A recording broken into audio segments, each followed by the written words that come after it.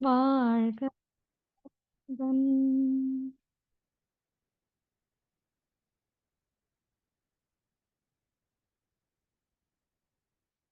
மண்ணான இப்பரிய மாபெரிய உலகமிசை மனமுடைய மிகச்சிறிய மனித உரு வாழுகின்றேன்.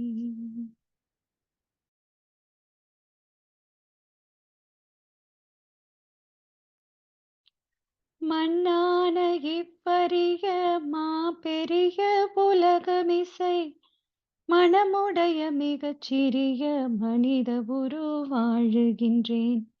எண்ணரிய ஆயிரங்கள் எண்ணங்கள் என்னுளத்தே, எண்ணரிய ஆயிரங்கள் எண்ணங்கள் என்னுளத்தே எழுகின்ற விந்தையினை யாரறிவார் யாரறிவார். மண்ணான இவ்வரிய மாபெரிய உலகமிசை சின்னஞ்சிறு சிறு செல்கள் சேர்ந்திணைந்து ஒத்துழைத்து சிந்தனைக்கு எட்டா செயல்கள் சிறப்புடலில் நிகழ்த்துவன. முன்னம் ஒரு துளியான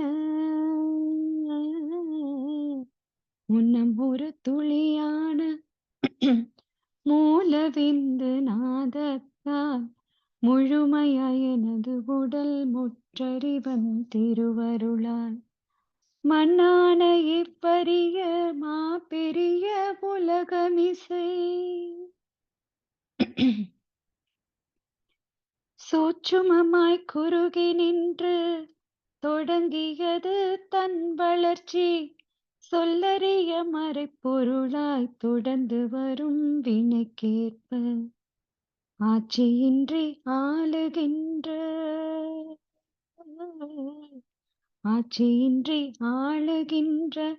ஐயன் திருவருளாய் அன்னை கருப்பை விடுத்து அடைந்து விட்டேன் மண்ணுலகை. மண்ணான இப்பரிய மாபெரிய உலகமிசை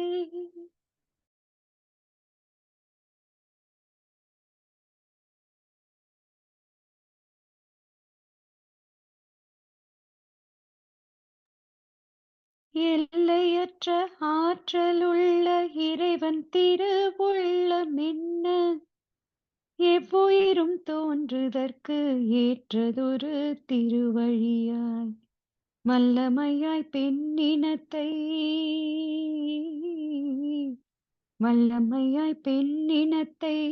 வடிவமைத்தான் அற்புதமே. வாழ்ந்து வரும் மக்களில் இவ்வளம் அறிந்தோர் எத்தனை பேர். மண்ணான இவ்வரிய மாபெரிய உலகமிசை பெண்ணினத்தை அவமதித்து பெருமை பெற நினைந்தவர்கள் பெரும்பாவச் சுமை ஏற்று பெற்ற துன்பம் உலகறியும். எண்ணி எண்ணி பெண்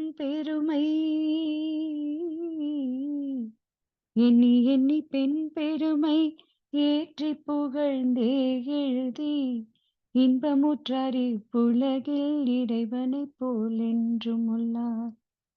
மண்ணான இப்பரிய மாபெரிய உலகமிசை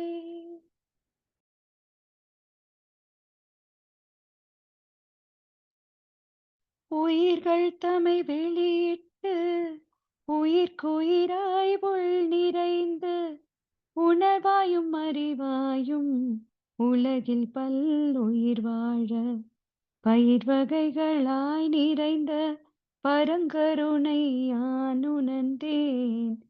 பயிர் வகைகளாய் நிறைந்த பரங்கருணை யான் உணர்ந்தேன். பல்லுயிரும் இன்பமுற பல வளங்களாய் நிறைந்தான். மண்ணான இப்பரிய மாபெரிய உலகமிசை நல்ல உயர் சிந்தனைக்கும் ஞானம் பெற ஐயுணர்வை வெல்லவும் நல்லாரறிவாய் விந்தை உடல் தந்த இறை இல்லையா உண்டா, இல்லையா உண்டா என்று எழுகின்ற வாதங்களில் இழைத்துணியில் பாவாய் நூலாய் இருப்பது போல் பின்னியுள்ளான்.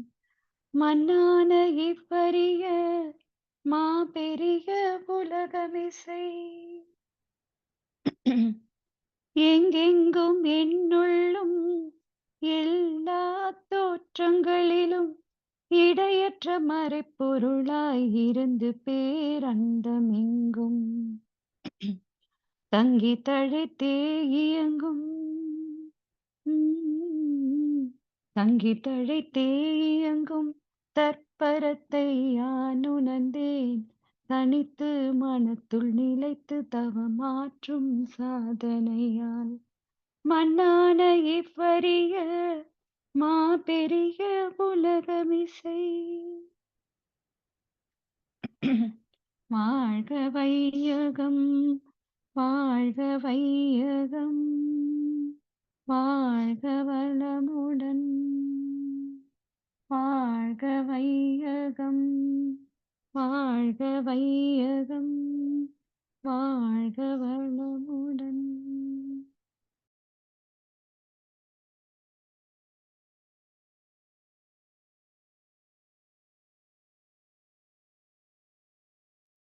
வாழ்க வையகம்,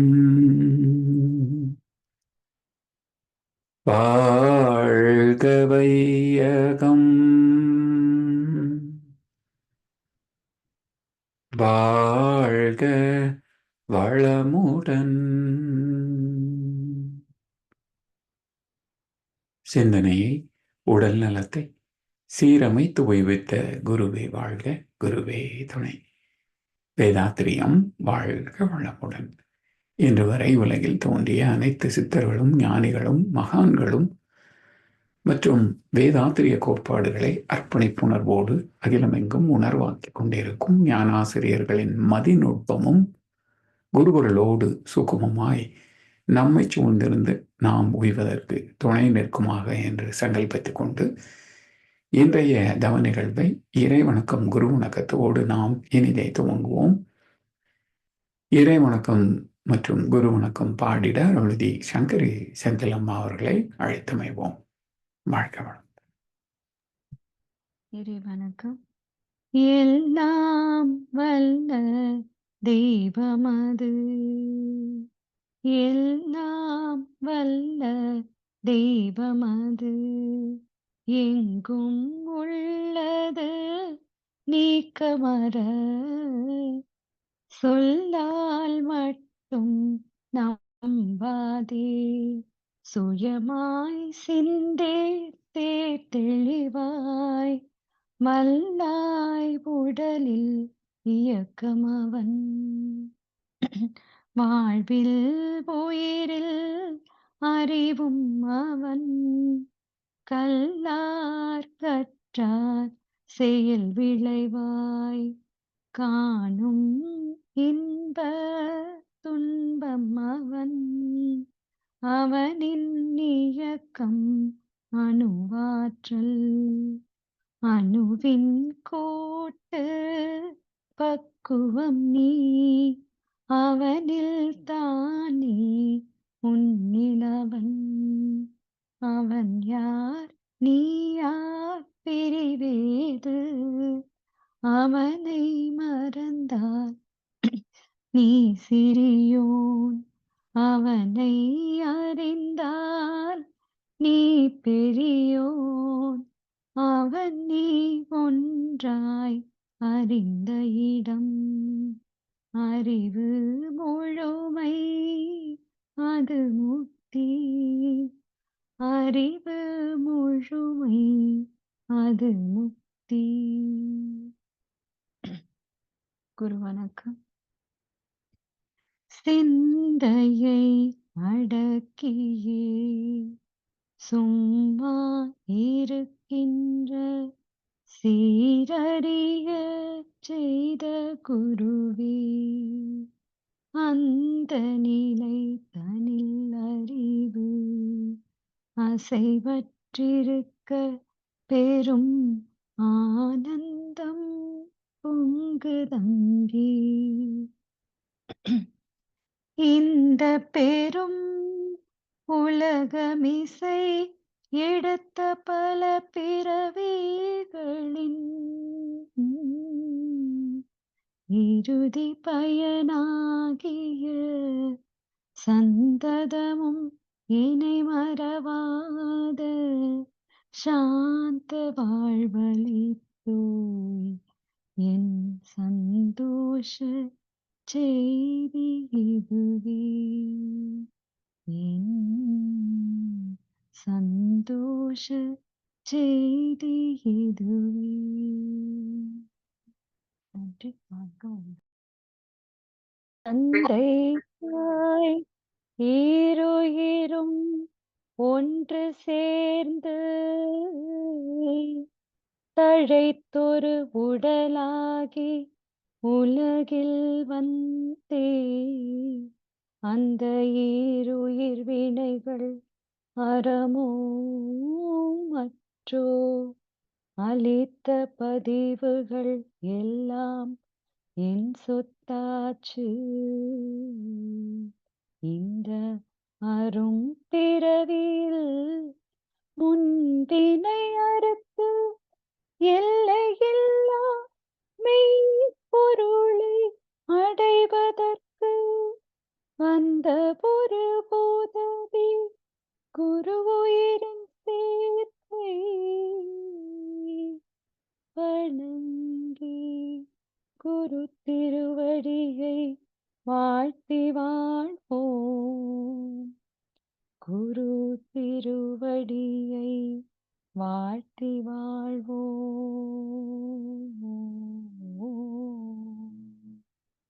நன்றி. வாழ்க வளமுடன். வாழ்க வையகம், வாழ்க வையகம், வாழ்க வளமுடன். இன்று நமக்காக அருமையானதர் 9 மையதாம் நடத்திய அருளடியார் ஐயா அவர்களை வாழ்த்துவோம். அருளடியார் ஐயா அவர்கள் வாழ்க வளமுடன். அவர்களின் அன்பு குடும்பம் வாழ்க வளமுடன். அவர்களின் உடல்நலம், பொருள் வளம், மனவளம் மற்றும் அவர்களின் ஆன்மீக தொண்டு வாழ்க வளமுடன், வாழ்க வளமுடன், வாழ்க வளமுடன். நன்றிகள் ஐயா. வாழ்க வளமுடன். தொடர் நற்சிந்தனை இறை விஞ்ஞானம். வாழ்க வளமுடன் ஐயா. மூத்த பேராசிரியர் ஞானாசிரியர் அருள்நிதி பழனிசாமி வேலுசாமி ஐயா அவர்களை அழைத்தமைவோம். வாழ்க வளமுடன் ஐயா. வாழ்க வளமுடன் ஐயா. வாழ்க வையகம், வாழ்க வையகம், வாழ்க வளமுடன். குரு வாழ்க, குருவே துணை. சான்ற பெருமக்களே, இறை விஞ்ஞானம் வேதாத்திரிய தொடர் சிந்தனையின் 29ஆம் பாகத்தில் ஆத்மாவை பற்றிய 8ஆம் அமர்வு, ஆத்மாவின் மறுபிறப்பு பற்றிய சில கருத்துக்கள். புராண கதையை சொல்பவர்கள் எல்லாம் சிக்கி தடுமாறுகின்ற இடம் ஆத்மா. விஞ்ஞான பூர்வமான சிந்தனை திறத்தோடு பட்டம் பெற்ற பக்தர்கள் கூட கேள்விகளை எழுப்பாத காரணத்தால் மக்களை முட்டாள்களாக்கும் ஆஸ்திக பேச்சாளர்களின் வியாபாரம் கொடிகட்டி பறக்கிறது. செத்து போனவர்களே மீண்டும் பிறப்பதாக சொல்வார்கள். அப்படி என்றால் ஜனத்தொகை எப்படி பெருகும்? அது மட்டுமல்ல, முதல் மனிதன் தோன்றியதுக்கான ஆத்மா எங்கே இருந்து வந்தது? சரி, அடுத்து என்ன சொல்வார்கள்? இல்ல அது எப்படி ஆத்மா பெருகுதுன்னா, பக்குவமான விலங்குகள் மனிதனாக பிறக்கும். பக்குவமான விலங்குகள் மனிதனாக பிறக்கும். இந்த கருத்தை சொன்னவரும் கேட்டவர்களும் தாங்கள் மனித தாய் தந்தைக்கு பிறந்தவர்கள் தான் என்பதை மறந்தது ஏன்? மனித கருவுக்குள்ள ரசாயனத்தன்மை விலங்குகளின் கருவுக்கு இல்லை என்பது விஞ்ஞானம் கண்ட உண்மை. அடுத்து என்ன சொல்றாங்க? இறந்த உடலை விட்டு ஆத்மா வெளியே வரும்போது எந்த எண்ணம் தோன்றுகிறதோ அதற்கு தக்க உயிரினத்தில் பிறக்கும் என்று 3வது கதை. மூளை செயலிழந்த பிறகுதான் இறப்பு முழுமை பெறுகிறது என்பது விஞ்ஞானம். மூளை செயலிழந்த பிறகு எண்ணம் தோன்ற முடியாது. எண்ணமே தோன்றாத போது எந்த விலங்கை நினைப்பது? எனவே உடலை விட்டு பிரிந்த ஆத்மா சுயமாக எண்ண முடியாது. அதற்கு தகுந்த உயிரினமாக பிறக்கவும் முடியாது. அது மட்டுமல்ல, இது சாகர நேரத்தில் ரெடியே ஒரு பணம் கிடக்குமாங்க. எனவே இப்படிப்பட்ட மூட கருத்துக்களை விஞ்ஞானம் ஒருபோதும் ஏற்பதில்லை. அதனால எப்போதும் விஞ்ஞானத்திற்கும் மெய்ஞானத்திற்கும் ஒரு மோதல் இருந்து கொண்டே இருக்கும். இவங்க சொல்கின்ற கட்டுக்கதைகளை விஞ்ஞானம் நம்புமா? விஞ்ஞானபூர்வமாக விளக்கம் சொல்வதற்கு இவர்களுக்கு வேதத்தின் அனுபவம் கிடையாது. வேதத்தின் அனுபவம் என்ன? தவம் செய்யணும், தத்துவங்களை ஆழ்ந்து சிந்தித்து தெளிவு பெறணும், அவ்வளவுதான். அதனால் ஆத்மாவின் மறுபிறப்பு பற்றிய அறிவியல் பூர்வமான விளக்கத்தை இப்ப நாம் பார்க்கலாம். ஆத்மாவின் தொடர் பயணம். நமக்குள்ள ஆத்மா இருக்கு என்பதுல யாருக்கும் மாற்று கருத்து இல்லை. இது எப்படி ஒரு உடலிலிருந்து இன்னொரு உடலுக்கு தொடர்ந்து பயணிக்கிறது? பரமாத்மாவிலிருந்து நுண்ணுயிராக தோன்றிய கருமையம் என்பது நுண்மையான ஜீவகாந்த அலைக்களம், பயோமேக்னெட்டிக் டொமைன். அந்தந்த ஜீவனின் அனுபவங்கள் அனைத்தும் தன்வயப்படுத்திக் கொண்ட இந்த ஜீவந்த கருமையமே ஆத்மா, கேரக்டரைஸ்ட் பயோமேக்னெட்டிக் டொமைன். நுண் உயிர் முதல் மனிதம் வரைக்கும் தொடர்ந்து வந்த உயிரின வரலாற்றில் ஒரு இனத்தின் அனுபவங்கள் அடுத்த இனத்திற்கு வித்து வழியாகவே பரிமாற்றம் நிகழ்கிறது. அதனால் இறுதியாக பரிணமித்த மனித இனத்தின் கருமையத்தில் அனைத்து ஜீவன்களின் அனுபவங்களும் உண்டு. மனிதரில் நாய்கள் உண்டு, மனதில் நரிகள் உண்டு, பார்வையில் புலிகள் உண்டு, பழக்கத்தில் பாம்பு உண்டு என்பார் கண்ணதாசன். எனவே மனிதன் பிரபஞ்சத்தின் பிரதிநிதியாக எல்லாம் வல்லவனாகவும் எல்லாமே உள்ளவனாகவும் மேன்மை அடைந்தான் என்கிறார் மகர்ஷி அவர்கள். தந்தை தாய் ஈர் உயிரும் ஒன்று சேர்ந்து ஆத்மாவாக தாழ்கின்ற போது தாய் தந்தையின் வினைகள் மட்டும் அல்ல, அவர்களுக்குள்ள சஞ்சித் கர்மா இருக்கு இல்லையா, அது இவர்களுக்கு முன்பு 6 தலைமுறைகளின் அனுபவங்களும் எழுச்சி பெற்ற நிலையில தான் இருக்கும். மொத்தம் 7 14 தலைமுறைகளின் அனுபவங்கள் கலந்துதான் தாயின் கர்ப்பத்திலே ஒரு கரு உருவாகிறது. எனவே இந்த அனுபவங்களின் தொகுப்பு அதுதான் ஆத்மாவாக. இதே விஞ்ஞானபூர்வமா பாருங்க, ஒரு ஆண் உயிரினம் எப்படி இருக்கு? வேல் போல இருக்கும். ஒரு வால் பகுதி, கூப்பிய கைகளை போன்ற அமைப்பிலே முன்பகுதி. அதுலயும் கவனிச்சு பாருங்க, அந்த நுனி பகுதியில் ஒரு பிளாக் டாட் இருக்கும். அதுதான் தந்தையின் அனுபவங்களை சுமந்து வருகின்ற உயிரணு. தாயின் கருமுட்டையில அவருடைய அனுபவ பதிவுகள் எல்லாம் சேர்ந்து மாதம் ஒரு முட்டை தயாராகும். இந்த அணு அந்த உயிரணு முட்டையோடு கலக்கின்ற போது முதலில் தோன்றுவது எது என்றால் காரண உடல் தான். ஏற்கனவே நாம் பார்த்திருக்கிறோம். அந்த காரண உடல் என்ற காந்த உடல் 2 சந்ததிகளின் அனுபவங்கள் சந்தித்து தந்தை தாய் ஈருயிரும் ஒன்று சேர்ந்து தழைத்து ஒரு உடலாகி உலகில் வருகிறோம். முதலில் தோன்றியது காந்த உடல், பிறகு உயிர் உடல், பிறகு பருவுடல். மூன்றும் இணைந்துதான் வளரும். இப்படி தாய் பெறுகின்ற எல்லா அனுபவங்களும் தொடர்ந்து காந்த அலைகளின் வழியாக, ஆத்மன் வழியாக அந்த குழந்தை உருவான பிறகும் தாய் வழியாகவே எல்லா அனுபவங்களும் உள்ள போகும். கருவான பிறகு ஒரு தாய் பெறுகின்ற அனுபவங்கள் எல்லாம் அந்த கருமையத்தில், இந்த கருப்பையில் இருக்கின்ற சிசுவும் கவனித்துக் கொண்டே இருக்கும் அப்படின்றதான்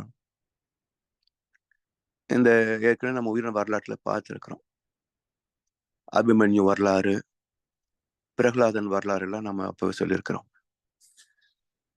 அப்போ ஒரு குழந்தையின், ஒரு சிசுவின் கல்வி பள்ளியிலே தொடங்கவில்லை, தாயின் கர்ப்பத்திலேயே தொடங்கிவிடுகிறது. தாய் பெறுகின்ற அனுபவங்கள் எல்லாம் அது ஈர்த்து தனக்குள்ளேயும் ஒரு காப்பி பதிந்து கொள்ளும்.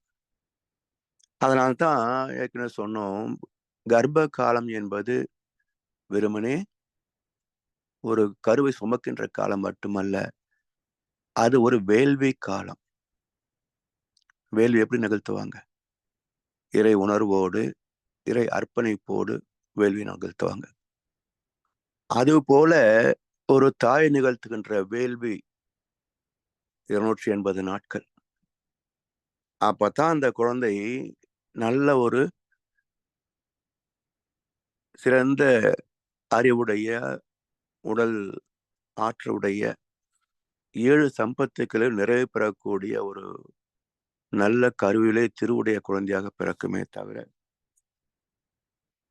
இன்றைய திரைப்படங்களை பார்ப்பது, செய்திகளை கேட்பது என்று இருந்தா பிறக்கின்ற குழந்தை சரியா இருக்காது.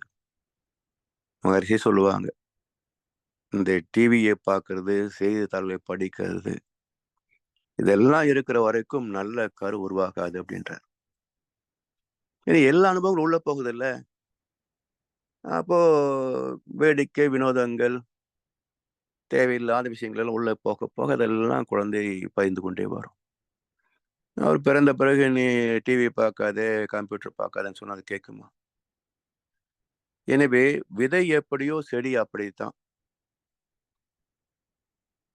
அது போலத்தான் ஒரு தாயின் அனுபவங்கள் பிரசவமாகின்ற வரைக்கும் குழந்தைக்கு பாடமாக கற்றுக்கொண்டே வரும். அதனால்தான் எந்த குழந்தையும் நல்ல குழந்தை தான் மண்ணில் பிறக்கையிலே. அவன் நல்லவனாவதும் தீயவனாவதும் அன்னை வளர்ப்பதிலே. அன்னை மட்டுமே வளர்க்கின்ற இடம், காலம், கர்ப்ப காலம். இப்படி பிரசவமாகின்ற வரைக்கும் அந்த சிசு பெறுகின்ற எல்லா அனுபவங்களும் சஞ்சித கர்மா என்ற முன்வினை. பிரசவமான பிறகு மூளையை கட்டி முடிப்பதற்கு 3 வருஷம் ஆகும். அது வரைக்கும் சுயமான சிந்தனை தோன்றாது. நம்ம சொல்லிக் கொடுக்கறத திருப்பி திருப்பி சொல்லுவோம், அவ்வளவுதான். கிளிப்பிள்ளைகளாக இருக்கும். இந்த 3 வயது வரைக்கும் உள்ள பருவம் பதிவுகள் இல்லாத ஒரு காலம். அது எப்படி சாத்தியமாகும் என்றால், அது 14 அலைகளுக்கு மேல் வருவது இல்லை. உணர்ச்சிவயப்பட்ட அலைகளுக்கு வருவது இல்லை. தூய்மையான 8 முதல் 13 வரைக்கும் உள்ள பரமாத்மா காந்த நிலை போல ஒரு தெய்வீகமான அலைநிலையிலே குழந்தை வளர்கிறது. அதனால்தான் குழந்தையும் தெய்வமும் குணத்தால் ஒன்று, குற்றங்களை மறந்துவிடும் மனத்தால் ஒன்று. 3 வயதுக்கு பிறகு அது தான் தனதுன்னு நினைக்கும் பாருங்க. அப்போது குழந்தைத்தன்மையிலிருந்து விலகிக் கொண்டே வரும். எனவே அந்த 3 வயது வரைக்கும் சுயமாக பதிவு இல்லாத காலம். இது போலவே மனிதன் வாழ வேண்டும் என்பதற்காக இறைவன் காட்டுகின்ற ஒரு அறிமுகம். கண்ணதாசன் அழகா சொல்வார், குழந்தையாய் மனிதன் இருந்திருந்தால் குழப்பமும் மயக்கமும் உலகில் இல்லை. வளர்ந்த மனிதன் ஆசைகளால் வாழும் வழிகளில் நேர்மை இல்லை. குழந்தையாக இருக்க முடியுமா? சாத்தியமா? அதில் என்ன பயன் என்றால், உடல் வளரணும், மூளை வளரணும், ஆற்றல் வளரணும், சாதனைகளை படைக்கணும். ஆனாலும் மனம் ஒரு குழந்தையை போல இருக்கணும். பால் மணக்கும் பருவத்திலே உன்னை போல் நான் இருந்தேன். பட்டாடை தொட்டிலே சிட்டு போல் படுத்திருந்தேன். அந்நாளை நினைக்கையில என் வயது மாறுதடா, உன்னுடனே ஆடி வர உள்ளமே தாவுதுடா. என்ன உடம்பு தாவாது. 50 வயசு கண்ணதாசனுக்கு பேர குழந்தை பிறக்கிற போது 50 வயசு உடம்பு தாவுமா? அதனால உன்னுடனே ஆடி வர உள்ளமே தாவுதுடா, மனசு தாவுதப்பா. அப்ப மனசு குழந்தைத்தனமாக இருக்கலாம். சித்தர்கள் ஞானிகள் எல்லாம் அப்படித்தான் இருக்கிறாங்க, இருந்து காட்டினாங்க. அதனால்தான் இன்னொரு பிறவி நாஞ்செடுத்தால் இறைவா என்றும் குழந்தையாய் வாழ விடு என்னார் கண்ணதாசன். இன்னொரு பிறவி நான் எடுத்தால் இறைவா என்றும் குழந்தையாய் வாழ விடு. குழந்தை மனதோடு இருக்க விட்டு. யார் என்ன சொன்னாலும் எனக்கு உரைக்காது. யார் நல்லதை பாராட்டினாலும் நான் பெருமைப்பட மாட்டேன். யார் என்னை தூஷித்தாலும் வருத்தப்பட மாட்டேன். அப்படி ஒரு குழந்தை மனத்தை கொடு என்று கேட்கிறார் கண்ணதாசன். அது போல மனம் குழந்தையாக இருக்க வேண்டும் என்று காட்டுவதற்காகத்தான் இயற்கையே நமக்கு ஒரு வாய்ப்பை தந்திருக்கிறது இந்த 3 ஆண்டு அனுபவங்கள். அதன் பிறகு பெறுகின்ற சுய அனுபவங்கள் தன் வினை, பிராப்த கர்மா. இந்த வினைப்பதிவுகளுக்கு ஏற்றவாறுதான் புகுவினை அல்லது பின் வினைக்கான அல்லது ஆகாமிய கர்மான்னு சொல்றோமே, நாம் பெறக்கூடிய புதிய புதிய அனுபவங்கள். இது இந்த தன்வினை முன்வினை என்ற 2 வினைகளின் அடிப்படையில் பின்வினைக்கான எண்ணங்கள் தோன்றும். இப்ப நம்முடைய ஆத்மாவிலே இல்லாத ஒரு பதிவு எண்ணமாக தோன்றாதுங்க. சின்ன உதாரணம் பாருங்களேன். எத்தனையோ கனவுகள். ஒவ்வொரு நாளும் கனவு இல்லாத ஒரு தூக்கம் இருக்கா? சரி, என்றைக்காவது தவம் செய்வது போல ஒரு கனவு வந்திருக்குதா? இத்தனை 1000 கனவு வருது. என்றைக்காவது தவம் செய்வது போல ஒரு கனவு வந்திருக்குதா? ஏன் வரமாட்டேன்றது? அந்த அனுபவங்களே அதிகமாக இல்லை. மற்ற எல்லா அனுபவமும் நம்ம இடத்துல இருக்கு. அதனால் அந்த எண்ணங்களே நம்மிடத்திலே பிரதிபலிக்குமே தவிர புதிய அனுபவங்கள் உள்ள வருவதில்லை. அதனால் நமக்குள் தோன்றுகின்ற எண்ணம் கடந்த காலத்தின் பிரதிபலிப்பு, அனுபவங்களின் பிரதிபலிப்பு. அதுவே மனம் என்று சொல்கின்றோம். மனம் மூளையில மோதுகின்ற போது ஆகக்காட்சிகளாக எண்ணங்கள் தோன்றுகின்றன. குழந்தையாக பிரசவமான மனித உடல் பருவம் எய்திய பிறகு தன் சந்ததியை உருவாக்கும் ஆற்றலை பெறுகிறது. அதற்கு தக்க துணையை தருகின்ற உணர்வுதான் இனக்கவர்ச்சியாக வெளிப்படுகிறது. இப்படி ஆத்மா உடல் மூலமாக சந்ததிகளை உருவாக்கிக் கொள்கிறது. மரத்தினிலே விதையும் அந்த வித்தினிலே மரம் போல் தாய் தந்தை மூலமாக உருவாகின்ற குழந்தை பருவமடைந்த பிறகு தக்க வாழ்க்கை துணையோடு தமக்கும் குழந்தைகளை உருவாக்கிக் கொள்கின்றன. இப்போ ஆத்மா எப்படி உருவாச்சுங்க? இருந்த 2 ஆத்மாக்கள், கணவன் மனைவி என்று இருந்த 2 ஆத்மாக்கள் இணைந்து ஒரு புதிய ஆத்மாவாக உருவாகிறது. இப்ப இன்னும் சொப்பாருங்க, அமீபா அது ஒற்றை செல் தாவரம் தானே. அந்த ஜீவன் வளர்ச்சி பெற்று தன்னை 2ஆக பகுத்துக் கொள்ளும். அப்போ ஒரு ஆத்மா 2ஆ மாறுது பாருங்க அமீபாவிலேயே. அது போல தந்தை தாய் ஈர் உயிரும் இணைகின்ற போது புதிய ஒரு ஆத்மா உருவாகிறது. அதனால்தான் ஆத்மாக்கள் புதிதாக உருவாக ஜனத்தொகை கூடிக்கொண்டே போகும். அடுத்து இவை அனைத்தும் ஆத்மாவில் பதியது. திரும்ப திரும்ப பதிந்த அனுபவங்களின் தாக்கம் அதிகமாகும்.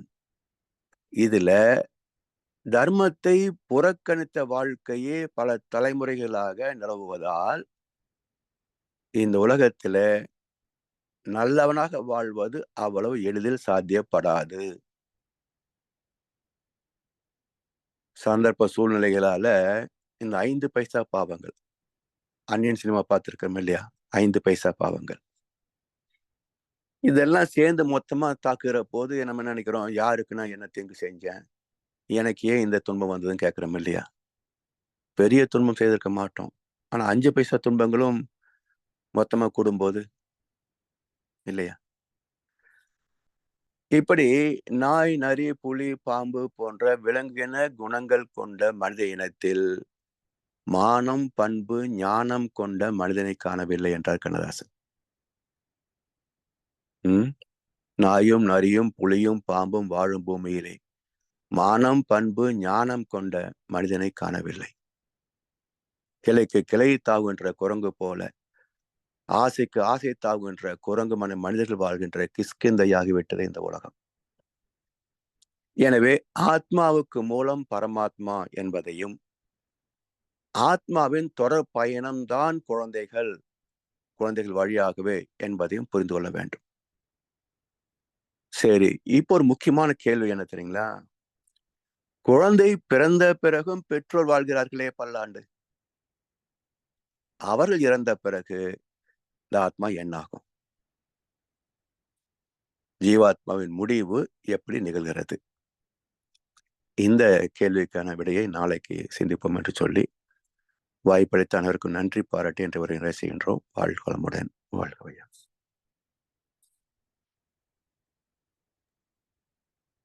வாழ்க வளமுடன். வாழ்க வளமுடன். அருமை ஐயா.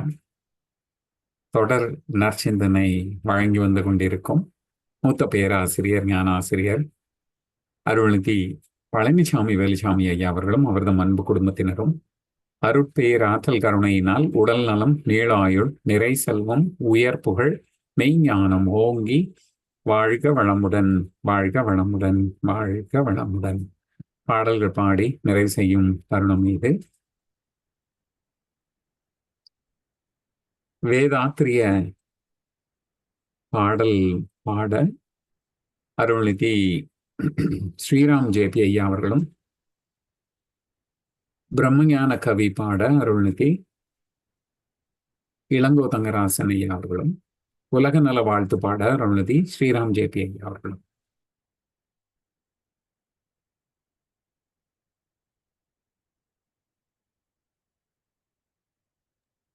வாழ்க வளமுடன். வேதாத்திரி பாடல்.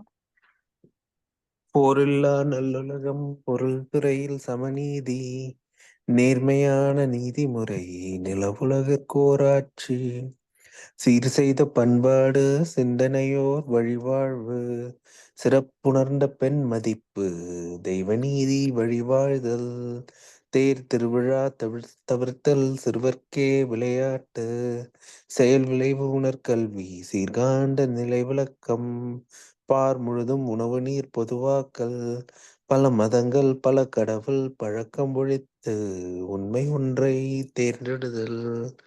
வாழ்க வாழ்க வையகம், வாழ்க வையகம், வாழ்க வளமுடன். பிரம்மஞான கவி. இறைவெளியே தன்னிருக்க சூழ்ந்தழுத்தும் ஆற்றல், இதன் திணிவு மடிப்பு விழ சுழலும் நுண்விண்ணான், நிறைவெளியில் விண் சுழல நெருக்குகின்ற உரசல், நிறைவெளியில் எழுப்புகின்ற நேரலைகள் காந்தமாம், மறைப்பொருளாம் காந்தம் தன் மாத்திரைகள் ஐவகை, மலைக்காதீர் விண்கூட்டம் மாபூதம் ஐந்துமாம், முறையாய காந்த அலை மனமாம் உயிர் உடல்களில், மதி உயர்வு உண்மை பெற மா பிரம்ம ஞானமாம். வாழ்க வளமுடன். உலக நல வாழ்த்து. உலகமெல்லாம் பருவமழை ஒத்தபடி பெய்யட்டும், உழவரெல்லாம் தானியத்தை ஒப்புடனே பெருக்கட்டும், பல தொழில்கள் புரிகின்ற பாட்டாளி உயரட்டும், பகுத்துணர்வில் தொகுத்துணர்வு பண்பாட்டை உயர்த்தட்டும், கலகங்கள் போட்டி பகை கடந்து ஆட்சி நடக்கட்டும். கல்லாமை கடன் உரிமை கலங்கங்கள் மறையட்டும். நலவாழ்வை அளிக்கும் மெய்ஞான ஒளி வீசட்டும். நம் கடமை அறவாழ்வின் நாட்டத்தே சிறக்கட்டும். நம் கடமை அறவாழ்வின் நாட்டத்தே சிறக்கட்டும். வாழ்க வையகம், வாழ்க வையகம், வாழ்க வளமுடன்.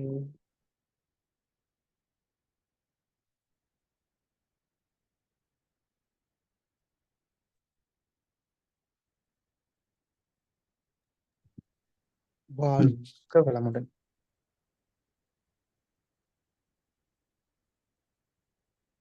வாழ்க வளமுடன். இன்றைய தவத்தில் கலந்து கொண்ட அன்பர்கள், தவத்தை வழிநடத்தியோர், நச்சிந்தனை வழங்கியோர், பாடல்கள் பாடியோர் அனைவரும் வாழ்க வளமுடன்.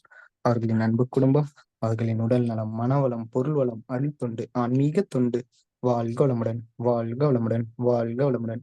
இத்துடன் இன்றைய காலை தவம் நிகழ்வு நிகழ்வோடும் இனிதே நிறைவு பெறுகின்றது. இறையருளும் குருவருளும் நம் அனைவரையும் எப்பொழுதும் சூழ்ந்திருந்து நம்மை இந்த இறைநிலை உணர்பயணத்திலே சிறந்த முறையிலே வழிநடத்தட்டும் என அனைவரையும் வாழ்த்தி வணங்கி நன்றி கூறி அமைகிறோம். வாழ்க வையகம், வாழ்க வையகம், வாழ்க வளமுடன்.